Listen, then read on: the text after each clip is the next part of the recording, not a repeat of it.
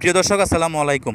যে যেখান থেকে ভিডিওটি দেখছেন অবশ্যই ভিডিওটি শেয়ার করে দিবেন। আপনারা সকলেই জানেন আমাদের হবিগঞ্জের 4 আসনের মাননীয় সংসদ সদস্য ব্যারিস্টার সাইদুল হক সুমন ভাইকে মেরে ফেলার চক্রান্ত চলছে। তো এই নিয়ে আগামীকাল মাধবপুর উপজেলা গেট সংলগ্ন থেকে একটি মানববন্ধনের আয়োজন করা হয়েছে। তো এই বিষয়ে রফিক ভাইয়ের থেকে কিছু জানার চেষ্টা করব। প্রিয় মাধবপুরবাসী এবং সোনারঘাটবাসী, আপনারা জানেন গরিব দুঃখী অসহায় মানুষ অশান্তিতে ভুগছিল। এখানে ব্যারিস্টার সৈয়দ সাইদুল হক সুমন ভাই গিয়ে দাঁড়িয়ে গরিব অসহায় মানুষের পাশে সাহায্য করেন।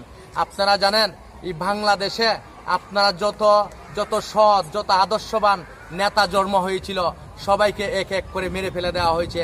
আপনারা জানেন এই দেশটা যে স্বাধীনতা করেছিলেন বঙ্গবন্ধু, এই বঙ্গবন্ধুকে নির্মমভাবে ঘাতকেরা হত্যা করা হয়েছে। আপনি জানেন আমাদের শাহ এস এম কিবরিয়া সাহেবকে নির্মমভাবে হত্যা করা হয়েছিল। একজন সৎ এবং আদর্শবান লোক ছিলেন। আপনারা জানেন আমরা দীর্ঘদিন ভোগান্তিতে ছিলাম। আমাদের মাধবপুর সোনারঘাটবাসী এবং সারা বাংলাদেশ মানুষে জানে যে যেখানে অনিয়ম, অত্যাচার, দুর্নীতি, আপনারা জানেন হাজার হাজার কোটি টাকা মানুষ বাংলাদেশের টাকা পাচার করে যাচ্ছেন এবং সৈয়দ সাইদুল হক সুমন ভাই এগুলোকে প্রতিবাদ করে যাচ্ছেন।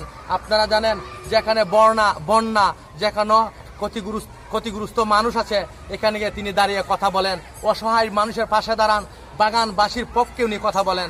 আপনারা জানেন এই সৈয়দ সাইদুল হক সুমন ভাই যে সংসদ সদস্য নির্বাচন হয়েছেন, আপনারা জানেন জনগণে উনাকে মন উদার করে উনাকে ভোট দিয়েছেন একজন সৎ এবং আদর্শমান ব্যক্তি হিসাবে। আপনারা জানেন এই দেশের মানুষ একজন ভালো মানুষকে মেরে ফেলে দিতে চায়। তার কারণ যারা দুর্নীতি, সন্ত্রাসী, লুটপাট করে তাদের মাধ্যমেই সিন্ডিকেট করা হয়, করে ভালো লোকদেরকে এই দেশ থেকে সরিয়ে দেওয়ার জন্য ষড়যন্ত্র করে। আপনারা জানেন আমাদের চুনারঘাটে আজকে মানববন্ধন হয়েছে। কালকে আমরা 1 তারিখে আমরা সোমবার 1 তারিখে আমরা কালকে 3টার সময় আমরা মানববন্ধন ডেকেছি। আপনারা যে যেখান থেকেই পারেন আপনার ধর্মগড় থেকে বাগাসরা পর্যন্ত আমরা সকল মানুষদেরকে, সর্বস্তরের নেতৃবৃন্দকে এবং যারা আছেন সকলেই আমরা ঐক্যবদ্ধ হয়ে একটাই প্রতিবাদ জানাই, একজন আদর্শমান ব্যক্তিকে বাঁচাইবার দরকার আমরা আছি কি নাই, এই অবশ্যই আমরা দরকার আছে। আমি নেত্রীর কাছে একটাই আবেদন জানাই, একজন সৎ মানুষকে একজন সেফ রাখার জন্য সিকিউরিটির ব্যবস্থা করা হোক। আমাদের জননেত্রী উদারপন্থী মানুষ, আপনি জানেন একজন সৎ মানুষ একজন সংসদে গিয়েছেন। আপনি জানেন অনিয়ম, দুর্নীতি, যেখানে লুটপাট, এই দেশের টাকা পয়সা চুরি থেকে ধরে সবকিছু করতেছে, উনি এখানে গিয়ে প্রতিবাদ করেন এই দেশের মানুষের জন্য। এবং উনি একজন বঙ্গবন্ধুর আদর্শের সৈনিক। উনি ছাত্রলীগ করা নেতা, উনি যুবলীগ করেছেন, উনি আওয়ামী লীগ করেছেন, উনি তৃণমূল থেকে উঠে আসা নেতা। কিন্তু আপনারা জানেন একজন আমরা আদর্শ নেতা পেয়েছি। আমরা পরিশেষে একটা কথা বলতে চাই, আমাদের জীবনটা বিলিয়ে দেব উনার জন্য। শুধু আমি নই, এই মাধবপুর সোনারঘাটবাসী, সারা বাংলাদেশের মানুষ। আপনারা জানেন ইতিমধ্যেই কিন্তু সবকিছু জানাজানি হয়ে গেছে।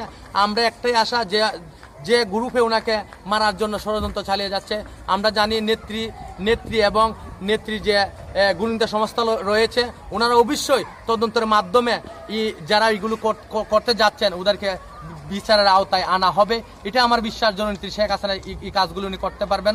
ধন্যবাদ জানাই সকল দেশবাসীদেরকে। আসসালামু আলাইকুম।